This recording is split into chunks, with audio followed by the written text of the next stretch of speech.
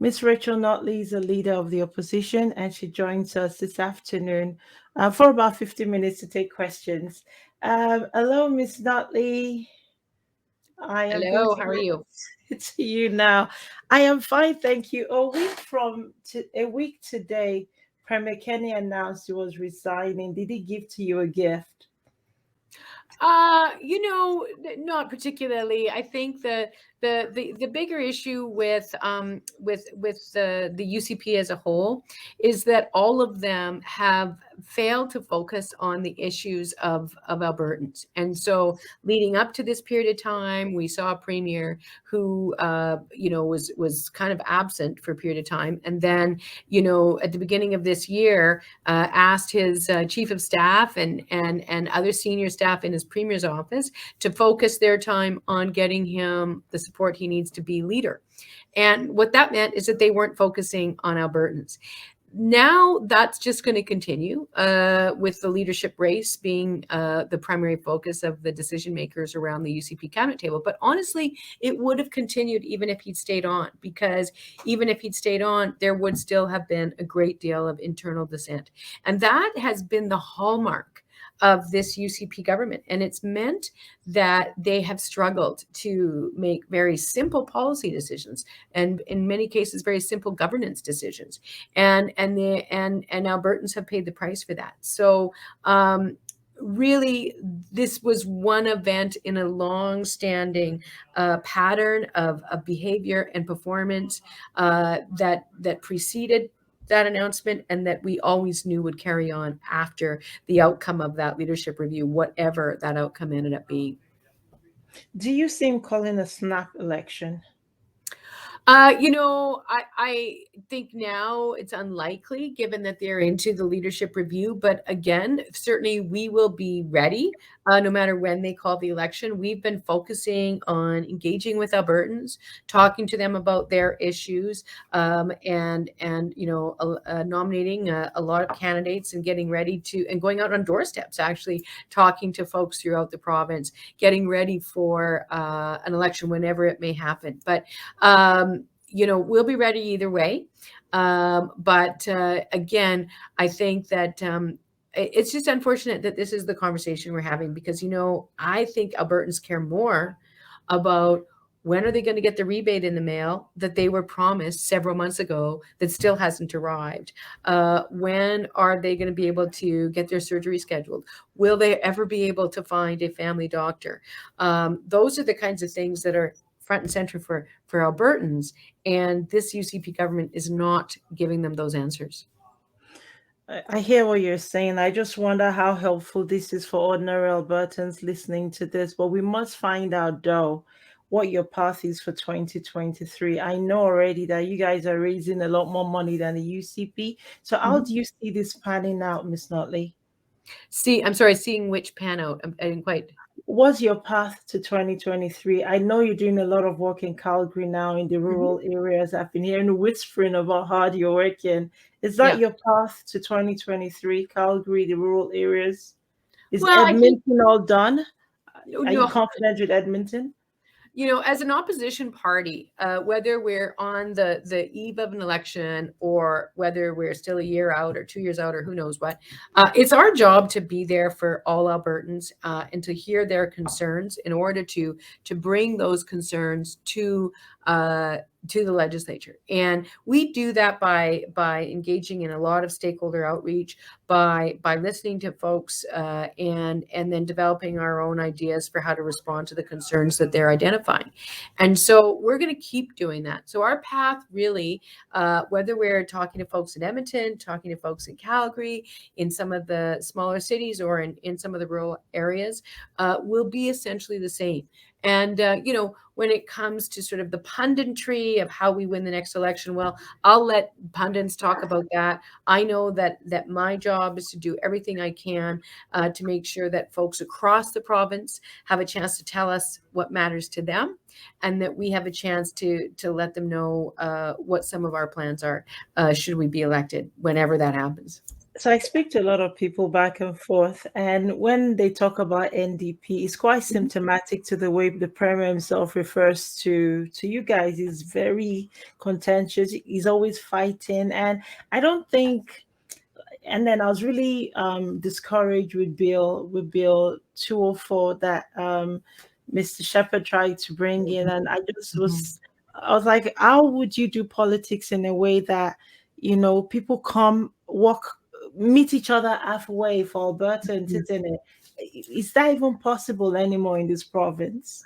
Well, it's a little bit hard to say because, ironically, Jason Kenney has developed an exceptionally divisive approach to politics. He spend rather than giving time to committees and legislative committees to collaboratively work on improving bills, he wants us to spend our time debating sort of wedge issue items that are about fighting Ottawa that really have no actual impact on the lives of Albertans.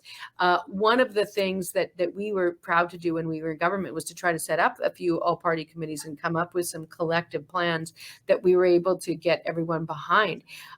You're absolutely right. The Bill 204, the race-based data bill, that came out of at least a year of consultation that was done by a number of our MLAs, in large part by Jasver Dale and of course David Shepherd. And and we were, that was a really practical plan for the government to start collecting race-based data, just like many other provinces and states, quite frankly, do already, because that allows you to identify, okay, where is the problem?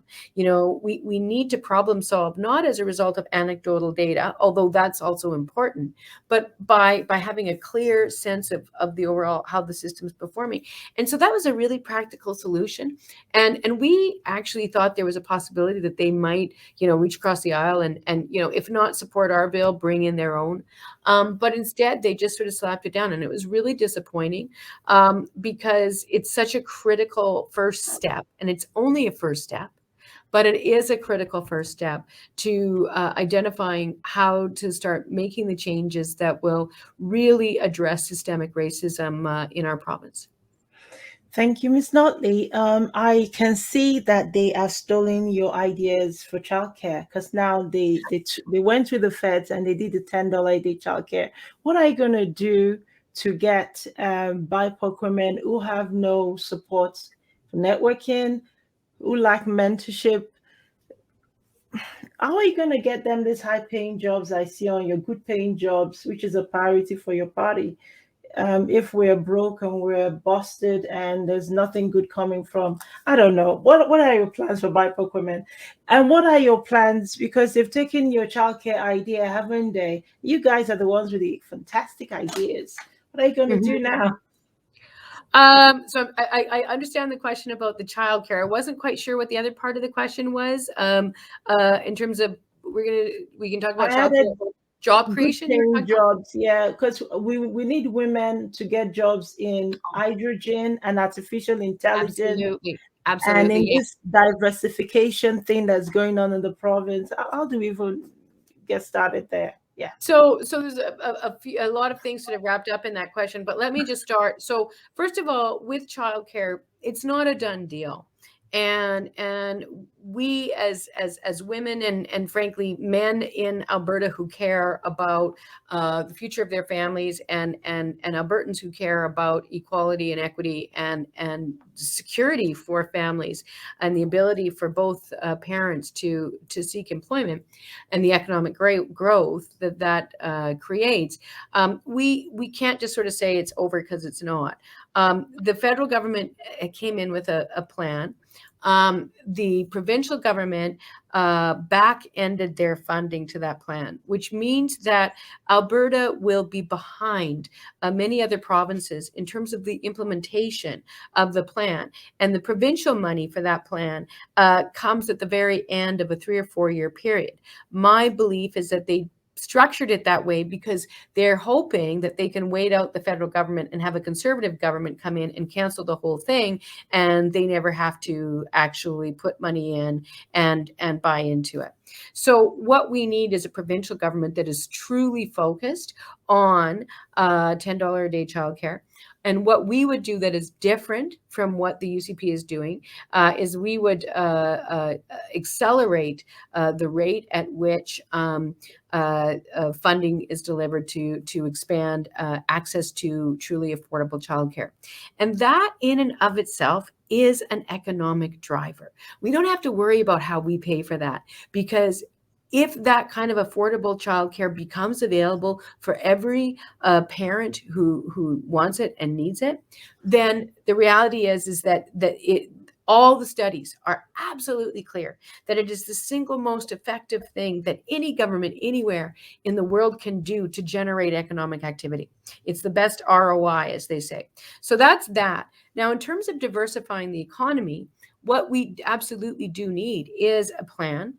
We have, if you go to albertasfuture.ca, we've already started developing a plan to diversify our economy. You mentioned hydrogen, but there's hydrogen, there's bitumen beyond combustion, there's geothermal, there's uh, we've got a renewable energy program, we've got a high tech program, we've got a post secondary program, we've got a number of pieces to our diversification strategy that would, and we've consulted with industry on this to say, okay, what would bring in new dollars to start startups here, and because the innovators and the entrepreneurs who are going to truly diversify our economy, they don't benefit from the corporate tax giveaway that Jason Kenney first introduced. The oil companies that are making money hand over fist right now, but not hiring people, they benefit from it. But the new entrepreneurs who are going to create new businesses in whole new sectors, they can access it.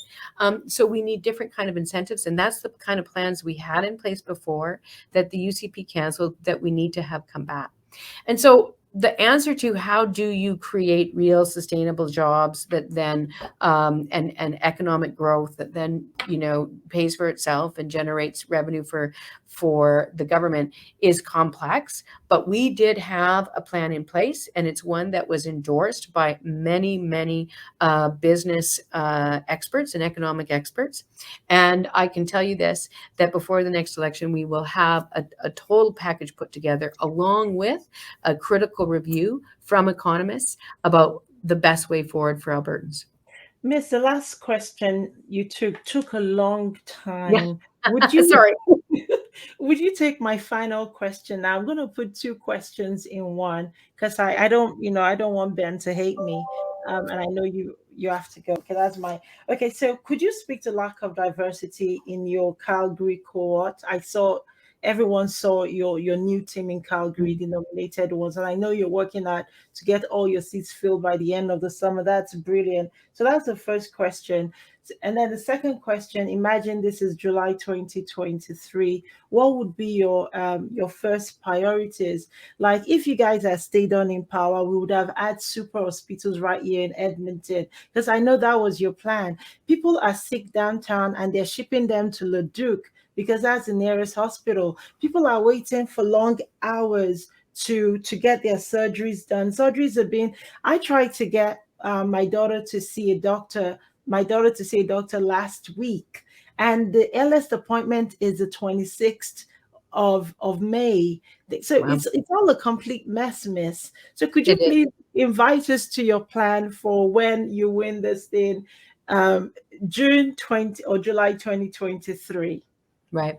So first of all, just so you know, so the group of people that you saw in that picture, I mean, it was somewhat diverse, but it certainly didn't happen to include any Black candidates. I don't think that Shepherd was actually there for it. It was sort of a portion of our candidates at the time. We still have a lot of nominations going on across the province, and we're super excited about the diversity of the candidates who are putting their names forward. So we'll wait and see. I think we will ultimately be able to present to Albertans one of the most diverse caucuses that we've ever seen, and it will represent people from a number of different communities, including Alberta's Black community. In terms of the sort of first question that, or first thing that we would focus on. There is no question that our healthcare system, as you rightly described, is in crisis. And there's a whole range of things that we have to do to start working on fixing it. And honestly, if I were to talk about that in detail, I'd be here for another 45 minutes. But suffice to say, stabilizing and properly resourcing our healthcare system, along with reestablishing a better relationship with our frontline healthcare professionals, would be job one once we got elected. And so you can count on that. Will we be able to fix it overnight? Probably not. But will we work on ensuring that Albertans perceive and experience genuine improvement in their access to healthcare? You betcha. And that was 15 minutes with Miss Notley. I want to say a big thank you. 15 minutes is 15 minutes.